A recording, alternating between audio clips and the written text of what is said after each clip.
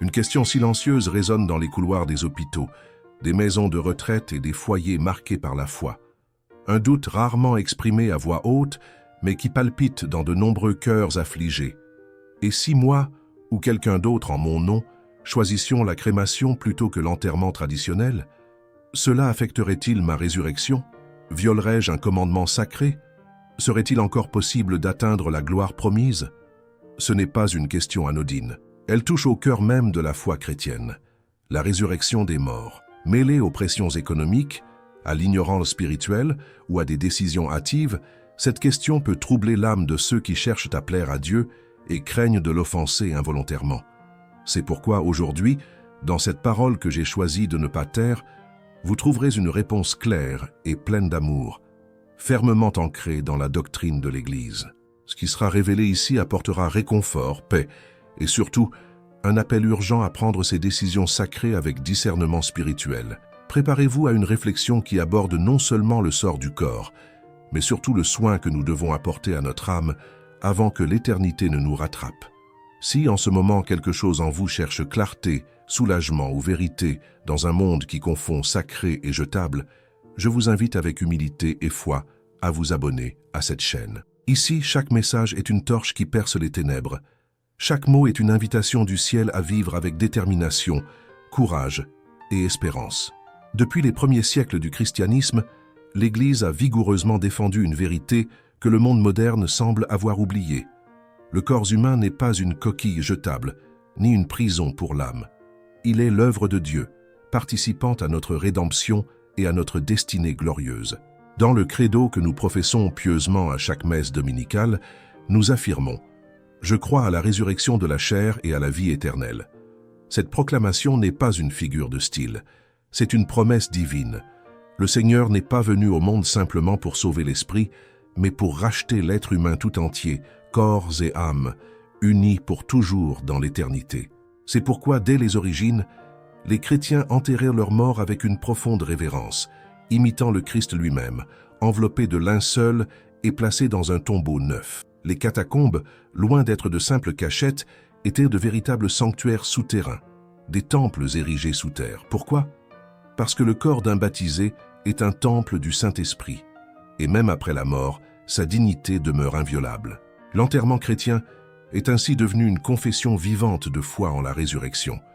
Le corps était jeté en terre comme une semence, attendant le jour glorieux où le Christ le ressusciterait transformé, incorruptible et resplendissant.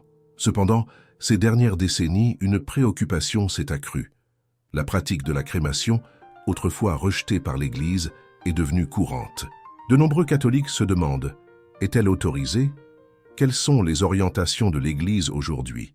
Et surtout, si je suis incinéré, Dieu peut-il me ressusciter? Avant de pouvoir répondre précisément à cette question, nous devons comprendre un point essentiel. La puissance de Dieu n'est jamais limitée par la matière. Lui qui a façonné l'humanité à partir de la poussière de la terre, qui a créé l'univers à partir de rien, est parfaitement capable de recueillir même les cendres dispersées dans les océans, les forêts, les vents et aux quatre coins de la planète. La résurrection n'est pas une œuvre humaine mais divine, et Dieu ignore l'impossible. Cependant, ce que nous faisons de notre corps communique, symboliquement et profondément, nos croyances.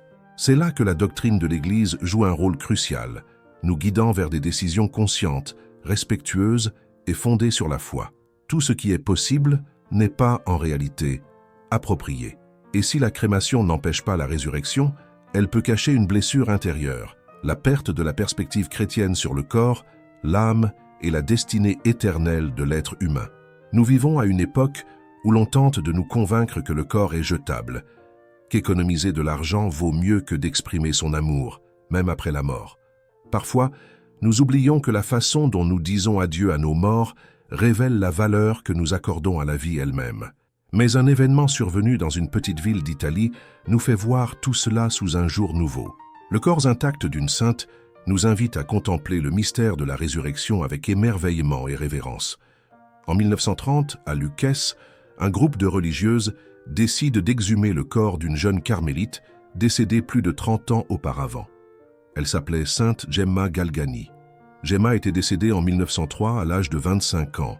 Après une brève vie marquée par des visions mystiques, des souffrances offertes par amour pour le Christ et une dévotion ardente à la passion du Seigneur. C'était une jeune fille simple, orpheline, physiquement fragile, mais habitée par une flamme intérieure qui ne pouvait venir que du ciel. De son vivant, beaucoup doutèrent de ses visions. Certains se moquèrent de sa sainteté.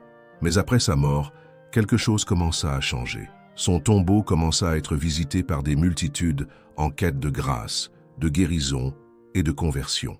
Au fait, si vous avez suivi ce message jusqu'ici, indiquez dans les commentaires de quelle ville et de quel pays vous entendez cette parole. C'est beau de voir jusqu'où cette lumière se propage. Lorsqu'il fut décidé d'ouvrir son tombeau, dans le cadre du processus de canonisation, ce qui fut observé défia la logique humaine. Le corps de sainte Gemma était parfaitement préservé. Ses mains, son visage, ses cheveux, tout était intact, comme si elle dormait. Le temps ne l'avait pas consumée. Mais le plus frappant n'était pas seulement son intégrité physique, c'était ce qu'elle évoquait dans l'âme de ceux qui en étaient témoins. Des personnes agenouillées, pleurant, murmurant avec foi, « C'est vrai, le corps est sacré, il ne disparaît pas. Il attend la résurrection. » Les cas de saints incorruptibles ne sont pas des règles universelles, ni des garanties promises à tous. Mais ce sont des signes prophétiques, des témoignages visibles, que Dieu permet pour nous rappeler que la chair n'est pas un déchet. C'est la semence de l'éternité. Et quel est le rapport avec la crémation? Beaucoup, car lorsque le corps d'un saint résiste aux effets de la mort, ce n'est pas seulement une vertu personnelle qui se révèle, mais une vérité universelle qui est proclamée. La mort n'a pas le dernier mot. À l'inverse, lorsque la crémation est choisie sans réflexion, sans foi, voire comme un rejet des vérités chrétiennes, on risque d'éteindre ce signe visible d'espérance. Je le répète clairement, l'Église ne condamne pas ceux qui choisissent la crémation. Dieu n'est pas entravé par le feu.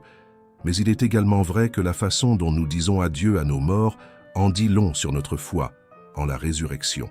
Le corps de sainte Gemma n'est pas un cas isolé. Il fait écho à l'Évangile. Car le troisième jour, le Christ est ressuscité selon les Écritures. Elle a eu confiance en Jésus et même son corps au tombeau a proclamé cette foi. Et qu'est-ce que cela nous enseigne aujourd'hui, chrétiens du XXIe siècle, plongés dans une culture qui méprise ce qui dure et exalte l'éphémère? C'est plus que nous ne l'imaginons. Après tout, où se situe la frontière entre ce qui se dissout et ce qui dure éternellement? Le corps meurt, certes, il se corrompt, il est réduit en poussière ou en cendres, mais il y a quelque chose en nous que ni la terre, ni le feu, ni l'oubli ne peuvent effacer. La promesse de Dieu. Dans le livre de Job, l'un des plus anciens des Écritures, nous trouvons l'une des plus extraordinaires déclarations de foi en la résurrection.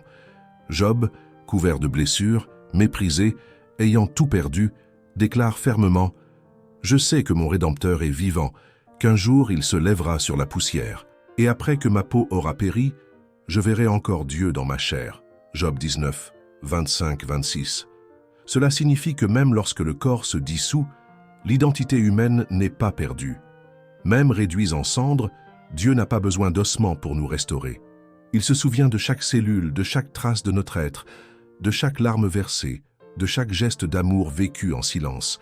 La résurrection n'est pas un réassemblage anatomique. C'est une nouvelle création, glorieuse, mystérieuse, mais absolument réelle. D'ailleurs, si ce message vous interpelle, abonnez-vous à la chaîne dès maintenant et partagez-le avec quelqu'un qui a besoin de l'entendre. Peut-être cette parole sera-t-elle la lumière qu'un cœur troublé attend si désespérément? Par conséquent, la question centrale concernant la crémation n'est pas le feu lui-même, mais l'intention avec laquelle on choisit ce chemin. Elle est intérieure. Elle est dans le cœur de celui qui décide. Est-ce que je fais cela parce que je ne crois plus à la résurrection? Parce que je ne vois le corps que comme un fardeau? Parce que j'ai été séduit par une logique mondaine qui recherche le moins cher, le plus rapide, le plus propre? C'est là que nous devons nous réveiller. Le corps n'est pas un déchet, c'est une semence, un temple, un instrument de grâce. C'est avec lui que nous l'avons embrassé, servi, pleuré, souffert et aimé. Comment alors ne pas le traiter avec révérence, même après la mort? L'Église, dans sa sagesse maternelle, autorise aujourd'hui la crémation, certes, mais impose une condition claire, qu'elle ne soit pas choisie comme un moyen de renier la foi chrétienne. Le catéchisme est clair.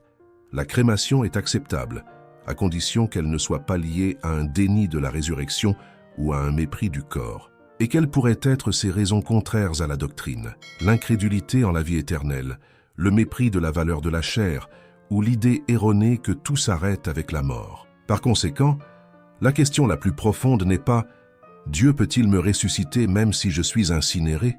mais plutôt « Qu'est-ce que mon choix révèle de ce que je crois à propos de Dieu, de mon corps et de ma destinée éternelle ?» Et ici, en tant que votre frère dans la foi, je lance un appel empreint de charité et d'urgence spirituelle.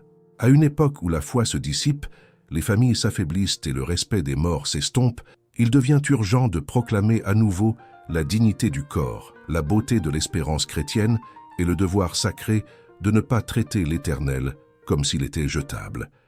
Et si ce message résonne profondément en vous, pensez à soutenir cette chaîne par un geste de lumière, cliquez sur « Merci beaucoup ». Cette affection contribue à perpétuer cette mission de transmettre des paroles qui guérissent et réveillent. Mais après tout, comment vivre cette espérance au quotidien, alors que la culture moderne nous pousse dans la direction opposée? La réponse commence par de petits gestes. Aujourd'hui, nombreux sont ceux qui fuient la mort. Ils la cachent derrière des écrans, des procédures bureaucratiques, des phrases rapides comme « Je ne veux pas de veillée funèbre »,« Disperser mes cendres à la mer », ne dépensez pas d'argent pour moi. Des mots qui semblent humbles, mais qui cachent souvent de profondes blessures. L'oubli que nous sommes faits pour l'éternité. Et cela a des conséquences. Lorsque nous cessons de veiller sur les morts, les vivants perdent le réconfort du deuil. Quand nous cessons de prier pour ceux qui nous ont quittés, c'est comme si nous disions qu'ils n'ont plus besoin de nos prières. Quand nous traitons le corps comme quelque chose d'insignifiant, sans prière, sans bénédiction, sans soin, nous oublions que ce même corps était la demeure de l'esprit, qu'il a été touché par les grâces, qu'il a souffert par amour et qu'un jour, il sera revêtu de gloire. Les premiers chrétiens l'avaient profondément compris. Au moment de la mort, ils allumaient des cierges, chantaient des psaumes, oignaient les malades, les entouraient de silence et d'amour. Et après leur dernier souffle, ils les habillaient dignement, veillaient avec larmes et prières et les enterraient avec foi. Non pas comme un adieu froid, mais comme un abandon confiant entre les mains de Dieu. Aujourd'hui, malheureusement, de nombreuses funérailles sont devenues presque invisibles. Un appel de l'hôpital, un cercueil déposé discrètement, sans messe, sans communauté, sans procession. Il ne s'agit pas de juger qui que ce soit. Il y a des situations où les circonstances ne le permettent vraiment plus. Mais il est nécessaire de s'arrêter et de se demander: ne perdons-nous pas le véritable sens chrétien de la mort et du corps? Car lorsque nous prenons soin du corps de nos proches, nous apprenons aussi à honorer les vivants. Accompagner la mort avec foi, c'est vivre avec foi. En offrant de la dignité à des funérailles, nous semons l'espoir dans le cœur de ceux qui restent. Il ne s'agit pas de dépenser plus, mais de mieux aimer. Il est possible de pratiquer une crémation avec dignité chrétienne. Mais cela exige prière, respect et signe visible de foi. On ne peut la réduire à une boîte oubliée dans un placard. L'Église est claire. Les cendres doivent reposer dans un lieu sacré. Elles ne peuvent être dispersées ni conservées à la maison. Elles doivent demeurer dans des cimetières bénis, où elles peuvent recevoir des prières et où le corps, même réduit en poussière, continue d'attendre la venue glorieuse du Seigneur. Que nous enseigne exactement l'Église? Quelles normes nous propose-t-elle? Et quelle est la sagesse qui les sous-tend? En 2016, la Congrégation pour la doctrine de la foi a publié le document Ad Resurgendum cum Christo, ressuscité avec le Christ. Ce texte réaffirme un point fondamental. L'Église recommande avec ferveur la pieuse coutume de l'inhumation, comme elle l'a fait pour le corps du Christ lui-même. Et pourquoi? Parce que l'inhumation exprime le plus clairement la foi en la résurrection des morts. Le corps, temple de l'Esprit Saint durant sa vie, mérite de reposer dans un lieu sacré, en attendant le retour glorieux du Seigneur. Cela ne signifie pas pour autant rejeter la crémation. Le document lui-même affirme clairement: la crémation n'est pas contraire à la foi chrétienne, à condition que le choix ne soit pas motivé par des raisons contraires à la doctrine. Cependant, il met en garde contre les abus. Il est interdit de disperser les cendres en mer, dans les forêts ou dans l'air. Il est également interdit de conserver les cendres à la maison, ni de les transformer en souvenirs ou en bijoux. Pourquoi tant de précautions? Parce que le corps n'est pas un ornement. Il est sacré. Il a été oint au baptême, nourri par l'Eucharistie, réconcilié par la confession.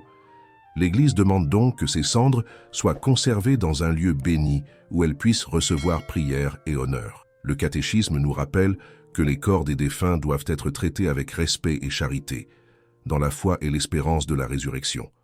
Enterrer les morts est une œuvre de miséricorde corporelle. Ce n'est pas seulement une tradition, c'est un acte de foi vivant. Lorsqu'un chrétien est enterré, son tombeau devient comme un berceau d'éternité.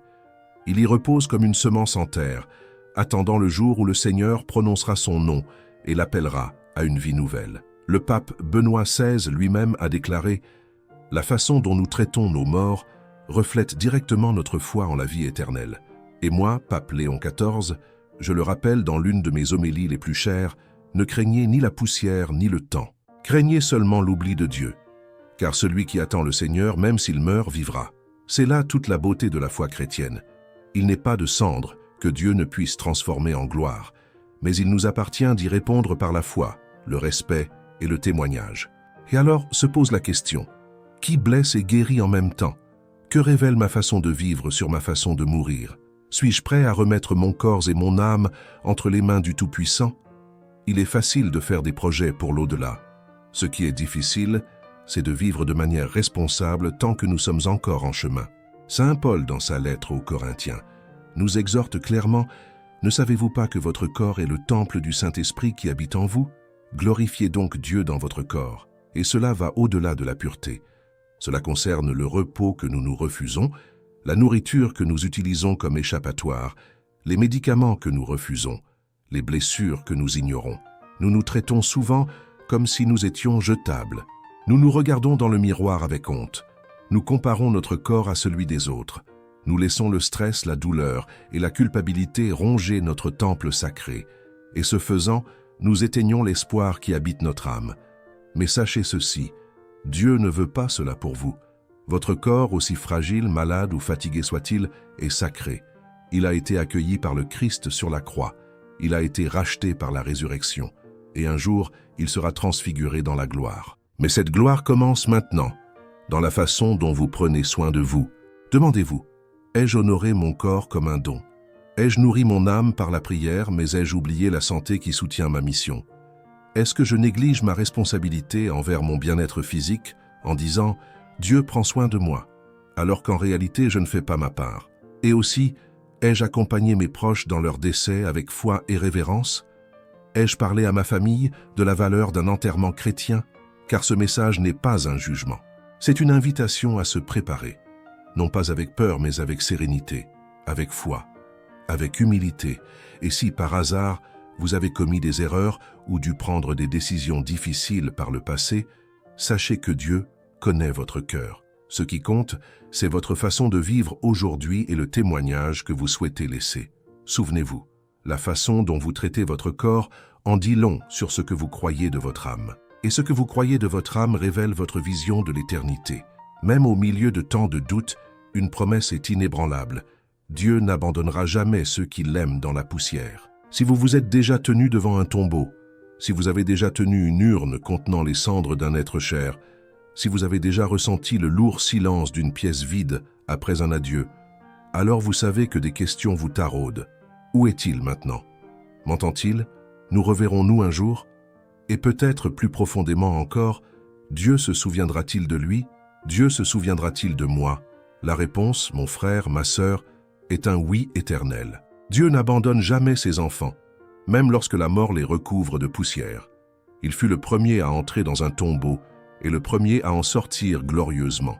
Et il le fit pour que la mort n'ait jamais le dernier mot. Le prophète Isaïe annonça avec force « Il anéantira la mort pour toujours et essuiera les larmes de tous les visages » Isaïe 25, 8. Et saint Paul joyeux confirma « Quand ce corps corruptible aura revêtu l'incorruptibilité, alors s'accomplira la parole, la mort est vaincue. » Et enfin, la plus douce promesse vient du Christ lui-même. « Je suis la résurrection et la vie.